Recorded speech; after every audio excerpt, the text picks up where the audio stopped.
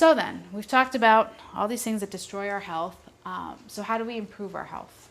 So and these aren't in any particular order, but a lot of people, the first thing to think of is eating well, and that's really, really important. And I did not put any subheadings under this one because I can't even scratch the surface with it. And I do an entire separate talk just on nutrition because it's such a huge topic. Just know, in the most basic sense, we're just trying to eat as much wholesome foods as we can. And again, if you have any questions about that more specifically, please feel free to talk to me, or I don't know when the next nutrition class is coming up, but we do them periodically throughout the year. Exercise, so very important to just get our bodies moving, okay? We don't need to go out and, go crazy with exercise, but getting our bodies moving in any way. Walking is great exercise, okay? It's really underrated. Swimming is fantastic because you can be doing your upper body and lower body workout at the same time, all right? Against resistance, swimming is really great if you have any joint issues because it's a lot less pressure in your joints. The only thing that is not a bonus for swimming is it's not as weight bearing because you are in water, so you have that buoyancy, and weight bearing exercise is what really helps us get our bone strength, keep that as healthy as possible. Yoga is fantastic, okay, for stretching and strengthening, but I always put this disclaimer out there for yoga. I really recommend, at least at the beginning, taking your yoga class taking a class with an instructor, not just doing it on your own, to make sure that you're doing the moves properly, because you can also hurt yourself doing yoga. And I've seen that more than once, that people come in, yoga didn't go so well last night.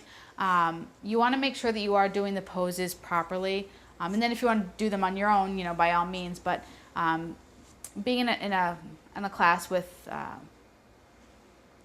small enough to have an instructor have some personal attention, or taking a workshop where you just focus on how to do the moves is really recommended. And light weights, like I said, you don't have to go out and try to get all Arnold, but moving your body, it's more important that you're going through certain ranges of motion than to be putting up as much weight as possible. You want to be focused on your form, making sure you're doing these things properly. And to that end, just like with the yoga instructor, I really recommend starting off your exercise routine, starting with a personal trainer. At the very, very least, learn how to use the equipment and or weights properly. Just have someone show you the move. Even if you're not going to go through a whole plan with someone, just have someone show you how to properly do the things that you're going to be doing. Because again, a lot of times we see injuries if people aren't doing things properly, especially if they're trying to just put up as much weight as possible and not do it correctly. And that's really important. Relaxation. This one gets ignored more than anything else. I know we're all very, very busy, and in today's world, we're just constantly going from one thing to the next. Relaxation, sleep does not count for that. Right? Those are two separate things. Relaxation is taking time out of your day to sit and do something that is relaxing for you, whether that's meditation, prayer. When I say music, I mean nice music, not like punk rock or anything like that. If you play the piano or violin, that would count. All right, whatever, or if you like to sew, or whatever, sitting in a hammock, that sounds nice to me. Whatever it is, taking out, ideally 30 minutes a day. Most people are like, oh my God. If you can pencil yourself in for 10 minutes a day where you just do something for yourself that's relaxing, you're moving in the right direction. It's really important to take that time out. And most of us, sadly, are not finding just 10 minutes a day to take time for ourselves. So make it a point to do that. Avoiding toxins. Again, I didn't put any subtitles under this because that's it's just such a huge topic. There's so many things in our world now that are toxic, basically.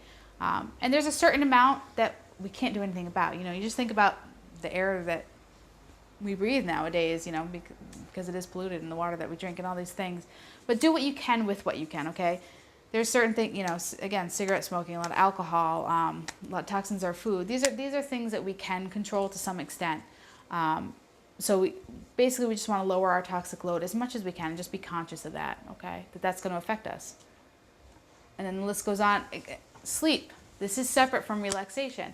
Ideally, we're getting 6 to 8 hours of uninterrupted quality sleep, okay? I said ideally. And believe me, I know that this is not possible for all people.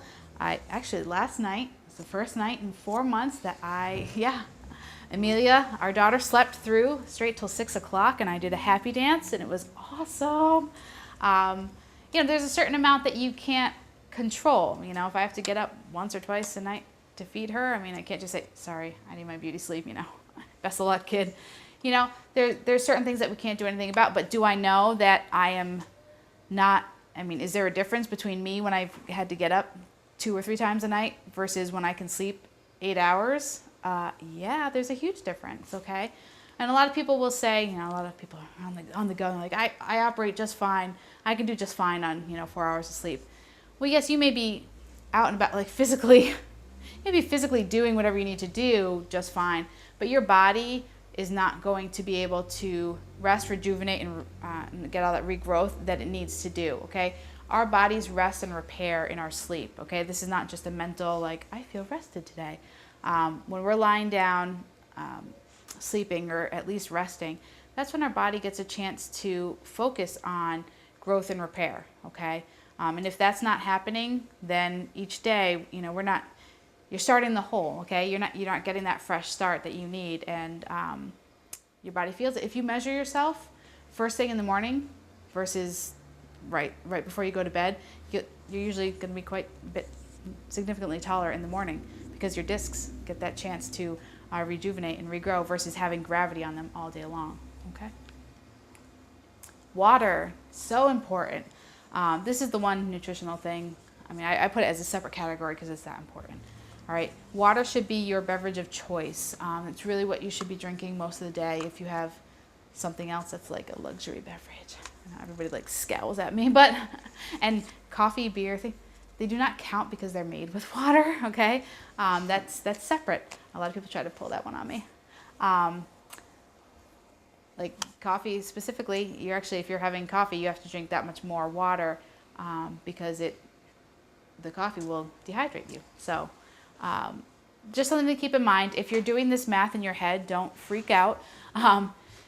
Ideally, this is a general formula, but it's pretty good for most people. Half your weight in ounces, okay? So if you take, let's say you're 120 pounds, if you take half of that, that would be 60 pounds. Turn that into ounces, so 60 ounces. And most people, if they're doing their own math of what they need, are going, yeah, not even close. And that's because the great majority of us, especially Americans, are severely dehydrated. So having said that, do not tomorrow, if it's all you can do to get 1 glass of water down every day, do not tomorrow try to go and drink 85 ounces of water, okay? Because you'll be sick as a dog, you'll hate me, and you'll never drink water again, okay? It's bad. Because your body's not used to that and won't be able to handle it. What I recommend to people, if they know that they're dehydrated, and again, most of us are, is to, let's say if you usually drink 1 bottle of water a day, for the next week, try to make it 2. Don't go nuts. Just 2 glasses, 2 bottles of water a day for the next week, and then the week after that, go for 3. All right, increase it slowly. It's really, really important that you don't, tomorrow try to drink 3 gallons of water when you usually get 1 glass. All right.